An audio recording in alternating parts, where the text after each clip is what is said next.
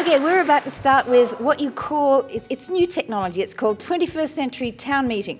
So my name is Jeanette, and each of the sessions that we're going to be using the computers, we're going to be doing these 21st Century Town Meetings. So before we started, I need this. I wanted just to remind you of something that Margaret Mead said that I just take with me every time I'm really down. I keep remembering. Never doubt that a small group of thoughtful, committed citizens can change the world. Indeed, it's the only thing that ever has. And what we're doing is we're sending all of this information. We're collecting every piece of information. Every comment, every thought that you have, we're collecting it. It will be summarised in themes as we go through this journey between now and Monday. So if there are times when you're not seeing what you have said, it is still collected. Let me just reiterate that. So I'm very excited to be involved because I think it's an amazing process that's going on. So. Is this similar to the Bill of Rights of America? We're the only Western country that hasn't got a Bill of Rights. Oh, really? Yeah. I mean, I like the idea in principle, but I do see some difficulties with it. I see difficulties with using this mechanism to deal with highly technical matters, like, you know, whether we should have nuclear power, global warming. We already have the right to life, liberty and own property. Okay. Our laws have already got that. So that's like to own your own home and stuff like that. If it's yours, it's yours. It doesn't belong to the state. The global financial crisis might mean we've got to increase taxes to maybe a majority of the people. I don't know. That's a good point. We wrestle with this because this is actually a crucial point. The thing is, that's why this one's linked to the Bill of Rights one. You see, we said we could have a citizen-initiated referendum put in place, but certain things can't be voted out of existence. So the Bill of Rights has to be in place as well. Questions of concern regarding timing, frequency, and logistical costs. Yeah. So that's our concern from this table about the citizen-initiated referendum. I think 5 is too long. I think 3 is too little because they don't seem to get much done in the 3 years. So Philip's made a suggestion about separating those two things. Good idea if linked to Bill of Rights. Yes. Are we all in agreement I agree with that, and I think it needs more work. We all think that the Bill of Rights is just a matter of knowing whether we can amend it at the later stage. I reckon, yeah. Is there a process of amendment? What's the difference, though? Difference in what? Between the Bill of Rights now and what we have now? We don't have a Bill of Rights. We don't have it. We don't have It it. declares it more physically, more really, I guess. And it puts it in print better. Well, you can go and get it. Here's our Bill of Rights. As it is, if you wanted to look at all our rights around the place, they're all encompassed under different laws. Exactly. We went from the 11 proposals we had, we're now up to 20 proposals.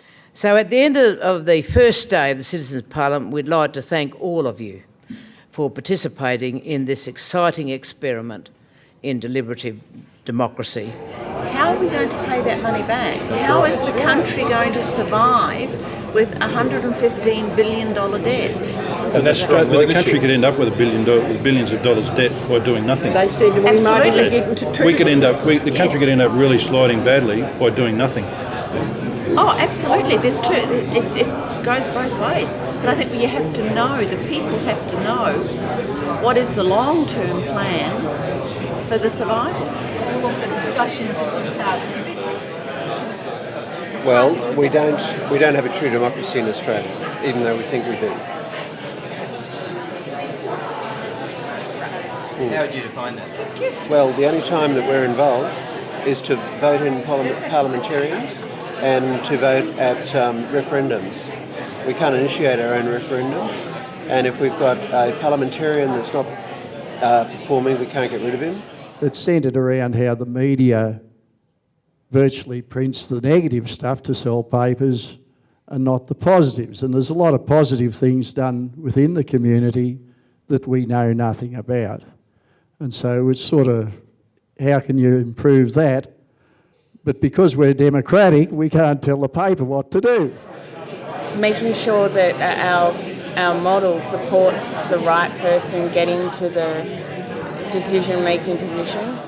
perhaps a system like in soccer with a few cards, and if you get to the third card and you're out, you're out. Loretta stressed in her opening comment the rules of engagement. And I think that's a really important thing to think about as you enter this third day. I was part of the online parliament helping to draft those proposals, the 11 proposals. Towards the end, we were asked to vote, given $100 to allocate to whichever proposals we thought were the most important. I think we narrowed those down to about 5. Having come to this forum now, we now find that the 11 has grown to 47. We've had almost 4 days of inspiring and stimulating discussion and reached some interesting, perhaps unexpected conclusions. It's been exciting to see not just the range of opinions and experiences, but also the way in which you've worked collaboratively, listening to your fellow parliamentarians as well as sharing your own thoughts. So once again, we thank you for being part of this historic event. Thank you.